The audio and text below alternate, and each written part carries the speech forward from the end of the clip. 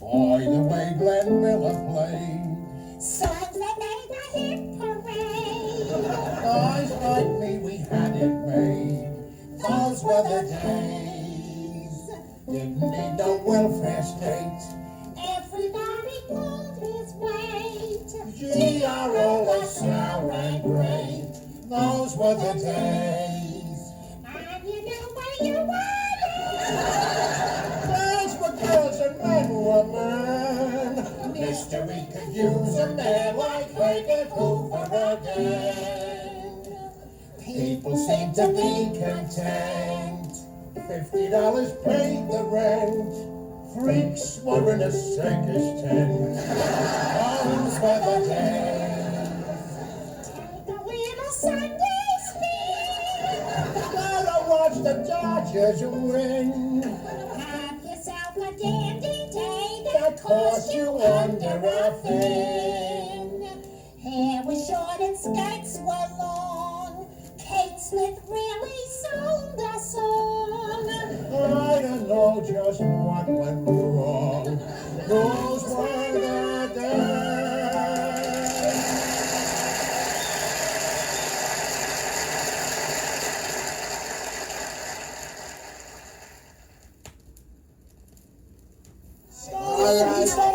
All right, all is dummy up, huh? Because here it is. Quote. And the Lord God caused a deep sleep to fall upon Adam, and he slept. And he took one of his ribs and closed up the flesh instead thereof. And the rib which the Lord God had taken from man made he a woman and brought her unto the man. Cut that out, huh? That ain't all he brought her unto the man for. And Adam said, this is now bone of my bones and flesh of my flesh.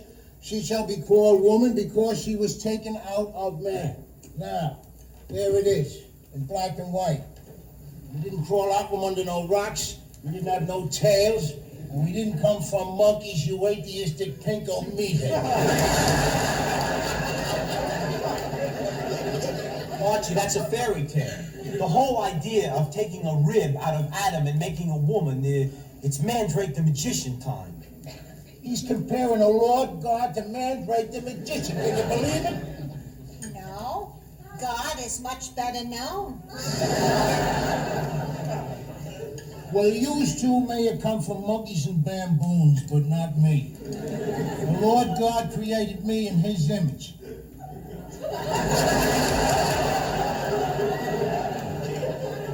You mean God looks like you? I ain't saying you couldn't tell the two of us apart. Just saying he made us like him. Like, for instance, with 4 fingers and a thumb on each hand. He saw that one hand wasn't going to be enough, so he gave us 2 of them. And then he put the hands here on the end of the arms because he knew that that's where they'd be handy. That's why they're called hands, I suppose.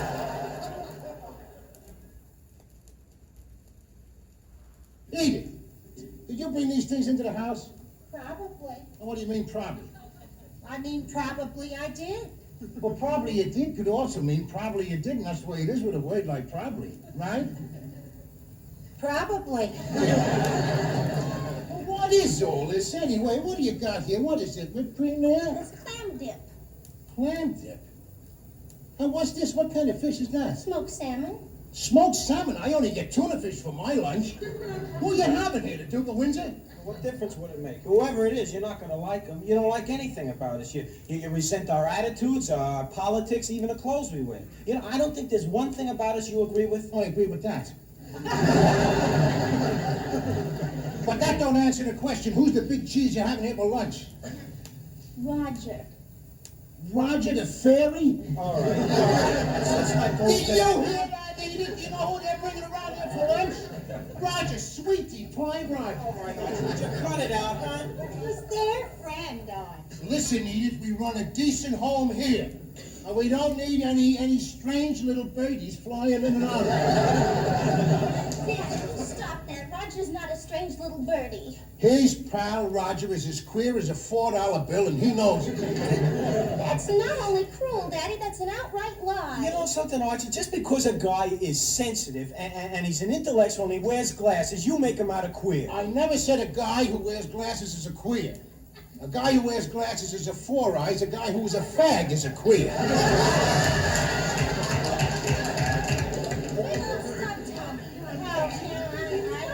Well, go ahead, Edith. Now answer the girl. Now, you've seen Roger sashaying around here with his la-di-da talk. He's a pansy. I don't know. What do you mean you don't know? I'm not an expert on flowers. Archie, you might as well face it. You're all alone in this. We all know Roger, and we all know he's straight. And even if he wasn't, and I said if, what difference would that make? Do you know that in many countries, England for instance, there is a law that says whatever two consenting adults do in private is their own business? Listen, this ain't England. We threw England out of here a long time ago. We don't want no more part of England. And for your information, England is a fag country. What? Say, ain't they still picking handkerchiefs out of their sleeve, huh? The whole society is based on a kind of a fagdom. You know you're right, Archie. You're right. The British are a bunch of pansies. Pansies, fairies, and sissies. And the Japanese are a race of midgets. The Irish are boozers. The Mexicans are bandits. And you Polacks are meatheads.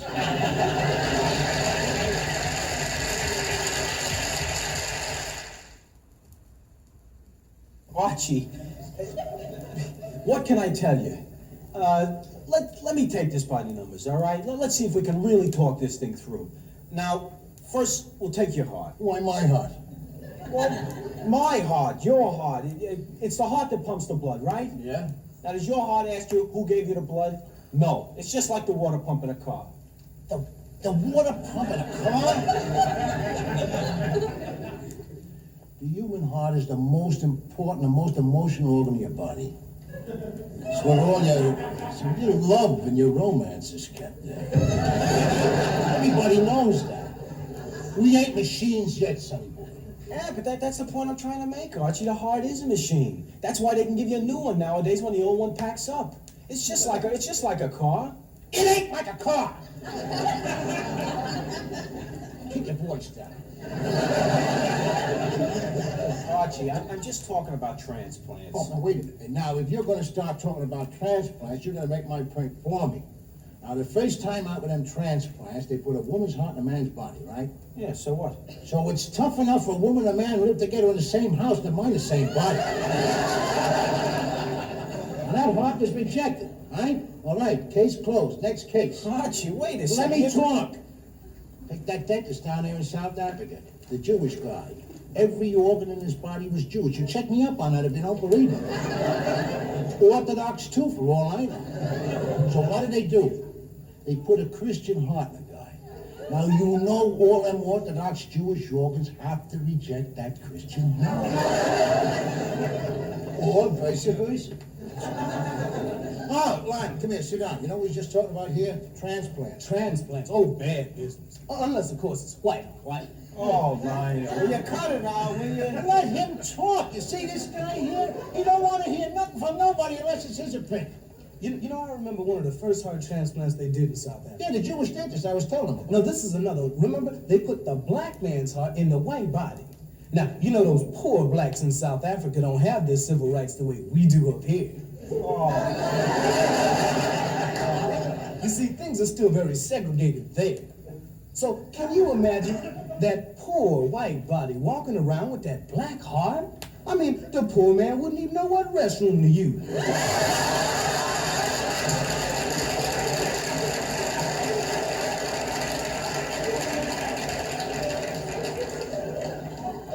I never thought of that.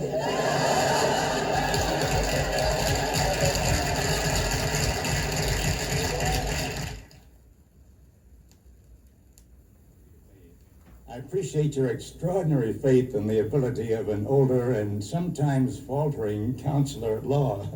As a matter of fact, it was your rather eloquent appeal to my secretary that induced me to come out at all. I can only hope that your confidence in me is well-founded.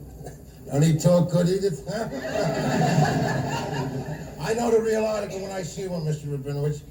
These people really believe in education, don't you? We often say, Mr. Bunker, the tree of learning bears the noblest fruit. You hear that? The tree of learning. I read that in a fortune cookie once. You stifle yourself. Probably made in a Jewish bakery. Come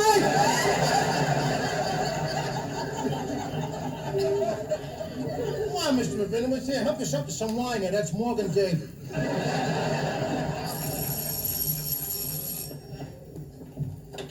Oh, how do you Hello, do? I'm the attorney for Mrs. Greenspan. Oh, well, come in. My card. Thank you. Archie, this is Mr. Clarence the Fifth Marshall. That's Clarence V. Marshall, ma'am. I thought it was a Roman number. I'm Solomon Rabinowitz, representing the injured party, Mr. Bunker. Pleased to meet you. Let me take your coat. Won't you sit down, Mr. Marshall? Well, how are you feeling, Mr. Bunker? We are in great pain, Mr. Marshall. The Bunker family physician, Dr. Ferguson, confirms that our upper and lower back are in spasm, and the whiplash in our neck is quite severe. It looks like a long, long siege ahead. Yes. Mr. Bunker, according to our witnesses... Witnesses? You said nothing to me about witnesses, Mr. Bunker. Oh, the kids, you know. Oh, yes, the little children in the playground. Hardly admissible. Yes, but I'm referring to a station wagon filled with nuns.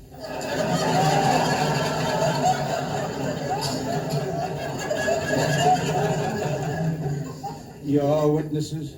A station wagon filled with nuns. Yes, now according to them, you were coming out of the parking lot when it happened. Now, do you recall in what direction you were traveling? His vehicle was headed north, I believe. Yes, but he was traveling south. Well, I was backing up. Now, what difference could that make? Well, if you were backing up, you were going the wrong way in a one-way alley. I must have been going forward. Not according to our witnesses. A station wagon filled with nuns. Yes, Sister Maria Yolanda, Sister Catherine, Sister Jeremy, Sister Rosemary, Sister Teresa. All right. Everybody knows they go around in a mob. Hey, Mr. Rabinowitz, where you going? Hey, don't leave, Mr. Rabinowitz. Listen, don't be scared of this guy. I mean, alongside of you, he's like a green kid. And you're a mensch. Get after him. There's an old rule of law, Mr. Bunker. They say it dates back to before the turn of the century. In a court of law, you can't beat a station wagon filled with nuns.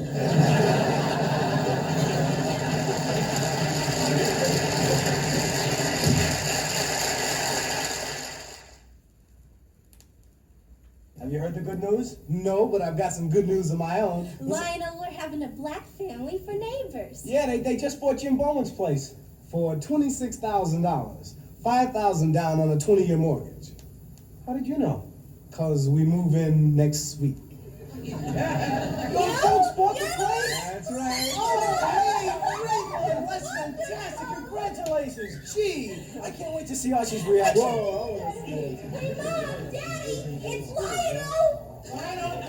Lionel down there? Yes, he is. Hang on. Don't let him get away. Just a minute. The two of you go over there on the couch and do something with yourselves, will you? I gotta talk to Lionel. Come on over here, Lionel. Sit down in that chair, huh? This is very important. Now, Lionel, you and I been friends a long time, right? Right. It's on the basis of that friendship that I'm going to ask you to do me a favor. Sure. Jim Bowman, our neighbor down the way, just sold his home to a family of colors. No. 2 doors away. Can you believe it? Does Mike know about this? Yeah, he knows about it. All he can say is 12% of the neighborhood ought to be black. 12%? Oh, no. If you follow that kind of thinking, 88% of the Harlem Globetrotters ought to be white.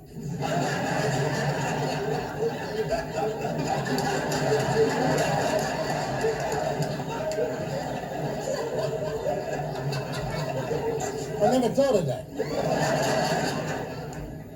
But see, it ain't the color, Lionel, because, you know, many of you black people are fine, decent people, as you probably know. Yeah, so I've heard. But they'd be more comfortable somewhere else. Right. They'd be happier with their own kind. You took the words right out of my mouth. Now listen, this is what we're going to do. A group of concerned neighbors has got together, and we're going to take up a collection to buy that house back from them people who bought it from Bowman. But what if they don't want to sell? We're going to give them a $2,000 profit. Isn't that nice? Yeah. So why should they turn down a $2,000 profit in order to stay in a neighborhood where they ain't wanted? And you're going to tell them they ain't want it. Oh, no, Lion, you can't go up to people and say a thing like that. I mean, this is America.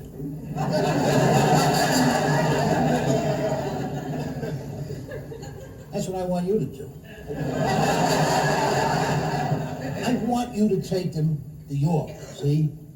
I mean, I could do it myself, but for this job, you got the best credentials.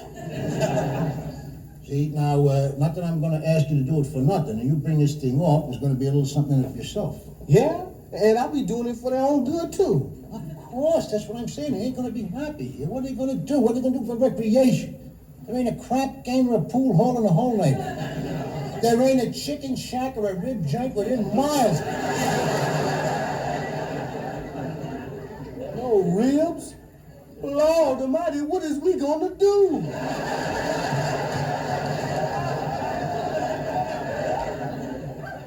Wait a minute. Lionel, just a minute. We? Who's we? My mother, my father, my aunt, and me. Lionel, your family? I gotta tell you something, Mr. Bunker. My family bought Mr. Bowman's house. And we're gonna keep it. We like it here. We like the house, we like the neighborhood, and I know we're gonna get along just fine with the neighbors. I'll see you later, Mr. Bunker.